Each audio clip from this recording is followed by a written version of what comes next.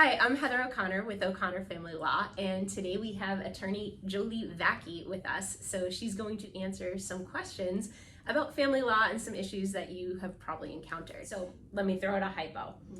There's a looming divorce, and you know you want a divorce. And let's say your dad.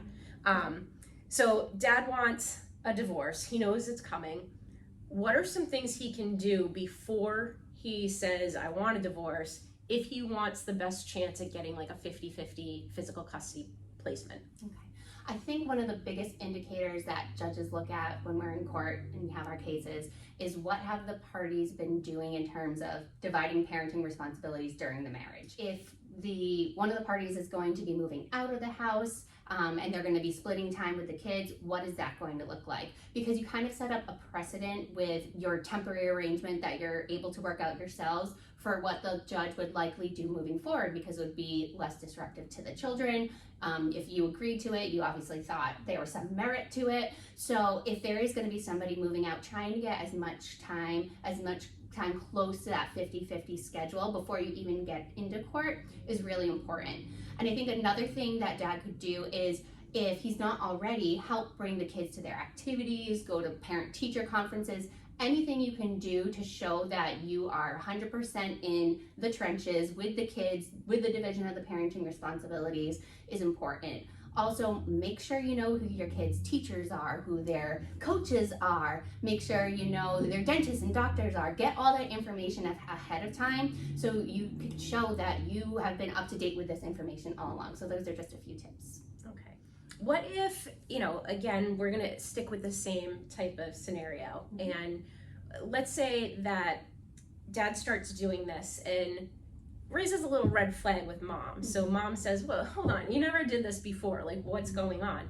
If there's pushback, and let's say mom says, no, I'm going to do all this. Like, I'm taking them to the doctors. You never come, so you just go to work. Is there anything that the parent can do in the interim? I would recommend in that situation that you do reach out to an attorney. So even if you're not going to be filing for a period of time for different reasons, reach out to an attorney and find out what you can do. Because before a divorce is filed, there are really no rules, no expectations. There's no one you can go to make a decision on that. So it's really just going to turn into, little fights between the parties who are going to be eventually getting divorced. So reach out to an attorney, see if filing a divorce now or sooner than you originally anticipated would be in your best interest. You might want to think about filing a motion for temporary orders, which is something an attorney can talk to you about, because otherwise, besides just literally physically and going to the appointments and taking the children, that can get dramatic and cause conflict. So I would definitely recommend reaching out to an attorney at that point. So what if I'm dad and I know I want a divorce, and we've got, let's say 2 kids ages 10 and 12. And I go to them and I say, hey guys, who do you want to live with? Do you want to live with me and mom if we're not together? Yeah. How can that play out within the actual divorce scenario? 1, does it matter what the kids say? And 2, is there anything that a parent should know before they have that type of conversation? We definitely see this in our cases very often, and it's something that you should not be doing. Number 1, the judge is going to be very unhappy because they don't want those adult conversations about litigation to be brought to the children. It's not the children's responsibility to decide who's best for them to live with, what the parenting schedule is. That is up to the attorneys, the adults, the judge, to determine what's in their best interest. So number 1 is just don't do that. And what was the other question? I forgot the other question. I don't know, I was so enthralled in your answer. Sorry. How can it play out, was it? Yeah. So can it have any negative inferences? Yeah, so it can have negative inferences from the judge. And I think the other question was, and what will the court do with that information? Will they listen to the child? And it really is going to depend on the judge and also the children's age. We've seen judges, really give a lot of merit to what children's wishes are, and especially as they get older, because the theory is it's very difficult to force a 14, 15, 16-year-old child who adamantly doesn't want to go to one parent's house or really wants to live with mom or dad. They're really going to take that as one of the factors that they prioritize. Where it gets a little bit more gray is where the kids are a little bit younger, so like 9, 10, 11, kind of like that tween age. So in that scenario, we kind of see more that the judge is going to listen and hear what the child has to say, but they're not going to put as much precedence on it for those older children. But just don't go there. I mean, if your child comes to you and expresses some thoughts and emotions to you about, they probably will with this big transition in your life, listen to them empathetically, just, reiterate that both of the parents love them and that's not going to change after the divorce, but don't go searching for that information. Don't give them a Spanish Inquisition. Just leave that alone. And what happens if one parent finds out that the other parent is doing that? Is there anything that parent can do to either stop it, or does there have to be a divorce filed before you can do anything? I would document it in writing to that parent. Just say, this is what our child came and told me, please stop doing this moving forward. It's not for their benefit. They can even either listen and hopefully do better moving forward. They can listen and deny it, but at least you're documenting it, and talk to an attorney. How does the interplay of parenting time and child support work? Because I know a lot of people, when they call, they don't know. And is there any significance, and how does that play out? Yes, so your parenting schedule is very intricately linked to what a child support order will be. So there's kind of two different types of main scenarios that we see. One where a parent has primary physical custody of the child and the other parent has parenting time, but there's definitely one parent who the children are with more of the time. And in that scenario, we run a child support guidelines worksheet. We put in numbers that are designated in that worksheet, from income to deductions for health insurance and childcare, and a number spits out because the formula is built into the worksheet, and that's the default child support order. Now, if there's a different family and they have more of a split parenting, a more equal parenting schedule, then there's a different box you check on the worksheet. And so the income and the health insurance deductions will all be the same number, but the default child support order at the bottom is going to be lower because the children are spending equal time between the parents. But I think it is important for people to know that even if parties are sharing equal parenting time, there still can be a child support order. So that's something to think about. Okay. Now, what's your thought process on living together in the house and the marriage isn't working, so they decide to do a trial separation, which there's no such thing as legal separation in Massachusetts, but you can still live apart and that's okay and still be married. What do you say if somebody comes to you and says, is this a good idea? What are some of the things they should think about in deciding whether or not that's a good idea? There's definitely a couple of things that you want to think about. And in some cases, it can be good for parties, and we've had, clients who have reconciled because that separation's worked for them. They've taken time individually, maybe with couples therapy, so it can be beneficial. But especially if you are the one moving out, this is where you really have to do some homework and protect yourself. Because if you're the one to leave the marital home, it's a lot harder to make an argument in court later on that you should be the one coming back to marital home. So if you want to think hypothetically, if we were to get divorced and this doesn't work out, do I want to have that house? If the answer is yes, then you probably don't want to be the one to leave. Another thing to think about is you want to take your personal possessions with you when you move out, even if it's for, if you're going to rent an apartment or go live with your parents or wherever you're going to do. If something tangible is important to you, it could even be a pet. You want to take those items with you when you move out because, again, it's harder to get those later on. And then number 3 is if you have children, you have to have a very clear parenting schedule agreement with your spouse in place before you agree to move out. And that is because, that temporary arrangement will set up a precedent moving forward in the divorce. So what you ultimately want as your schedule after the divorce is what you're going to want to try to come up with your spouse before you move out. So then what happens if, we've worked it out and, whatever the schedule is, we agree on that. Yep. And so, again, I'm just going to say dad because we'll stick with that scenario. So dad moves out of the house and they're doing that. And then maybe mom finds out that dad didn't move out because he wants to fix the relationship, but maybe because he has a girlfriend on the side. Yeah. And then mom says, that's it, you're not taking the kids anymore. What kind of recourse, is there anything that dad can do in the interim? How would, the fact that maybe he has this girlfriend affect both the potential divorce as well as any parenting issues? Well, if she's preventing him from having their agreed upon parenting time, then I think the best thing to do is to contact an attorney, start the divorce process. You can file a motion for temporary orders, and your attorney can say, before I moved out, we had this agreement and it was going fine until she just stopped letting me see the kids. And they can fight that for you and say why that situation changed. The girlfriend is going to be a part of the divorce. They're going to bring it up. The other side is going to bring it up. It's something that you can't hide. Especially if, she has proof of this. I mean, it's going to come out as a factor.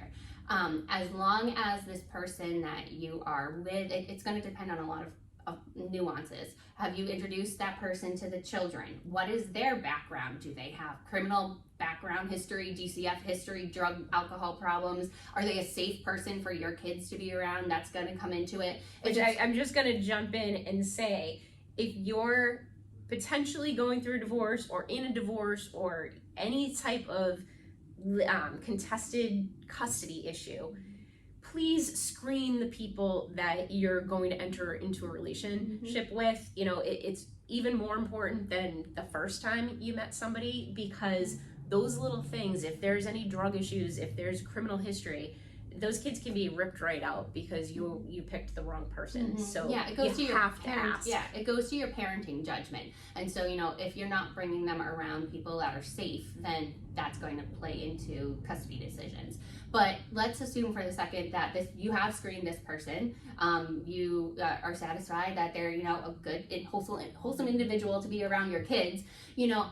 I just got this question actually the other day from one of my existing clients, and she's been dating somebody for 8 months, and she's screened him, she's enjoying time with him, and she wants to introduce him to her daughter and wanted my advice for how to go about doing that.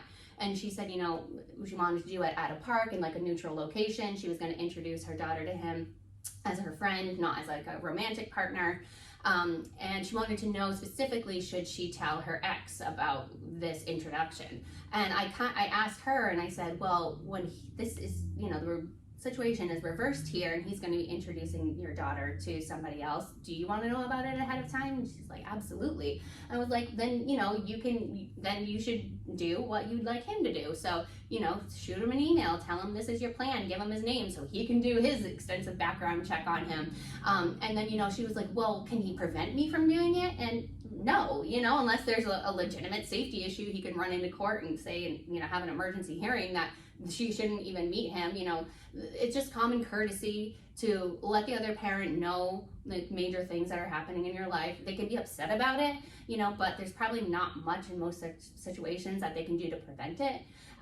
But I think, the kind of point of this whole conversation is it's really important to do your homework and your research on people that you're bringing into your life romantically, if you're going into a divorce, or even coming out of a divorce, because we see a lot of modifications based on this topic. Yeah, and I think some of it also depends on how new your breakup is. If we're talking about a situation where you just drop the divorce terms, you're in court, and then suddenly, very quickly thereafter, you're introducing somebody. In that case, you might be able to get an order that says during the course of this litigation, neither of the parties should have a significant other around the children. There's definitely pros and cons to that, because I personally hate putting that in an agreement, because you think your divorce is going to be a couple months, maybe a year tops, and then we see divorces that take years and years. And if that order's in effect, even if the two of you have moved forward and you both have your own people now, that order's still there. And it usually applies to both parties. So usually it's one person who's looking for it, but it's going to apply across the board. So you want to think, I want this order to be on him, but you got to realize it's going to be on you too. So. And what's your thought? Because we get this question sometimes. If a parent wants to file for a divorce and they're wondering what time of year is best to be able to do that because it's a change to the children's lives. Do you have any opinion on what time during the year is best? The only thing that comes to mind is you probably don't want to serve your, husband and father of your children like on Christmas or like around major holidays, or like sometimes people do it on like anniversary, like 10-year anniversary. So, I mean, I think most of the time is all right, but just try to be, aware of major holidays and events that are going to really put a damper on like the whole family. So that's the only thing I can think of really. Yeah, and I think, if your kid's transitioning at any point in time, like maybe not immediately right before school. And I think this is an important thing to know too, that just because you're deciding to move ahead with the process of actually, getting the divorce filed, getting the summons, and getting the other person served can take a while. And even, we've had cases where somebody actually starts the process, and there can be a number of reasons why you want to actually start and get something on paper or something filed with the court, but then we can hold off on serving until a later date. So we still have the divorce filed, but maybe we serve later. And the only things I agree, with the holiday things, I know there's a whole thing where people hate to even start the divorce process during the holidays. I'm mixed on that one because it's one thing if it's an amicable situation, and you're just divorcing because the marriage isn't working. But it's another thing when it's an unhealthy relationship, because I can almost guarantee you to not have the conflict in the house on holidays is going to be more beneficial to your child than trying to stay together and then the two of you fighting all day on Christmas. And I've seen that, and so it's really case dependent, and it depends on your actual relationship. But even the holidays, in some aspects, it might be better to do the split ahead of time. You would want to do it way in advance. Yeah. Because as you said, the court is not, especially family court, is not known to be a fast, efficient process. Even if you have a full agreement, getting a hearing date can be tough. And when you're talking, it just reminded me of a case that I had now, and I spoke to a client, I think maybe in like February or March of this year, and she wanted to file in June after her son graduated from high school. So we had her signed up, we filed the pleadings, we got the summons, and you have 90 days to serve the summons. So we knew what day we were gonna have the husband served, but she started the process with us, and then once the son graduated, we were able to get the ball rolling. Okay, awesome. Well, thank you so much. And so that gives a little bit of information on custody and what you can kind of expect if you're looking at going through the process. Make sure you like and subscribe to our channel so that you can get all these nice educational videos. So thanks for watching and have a great day. Bye.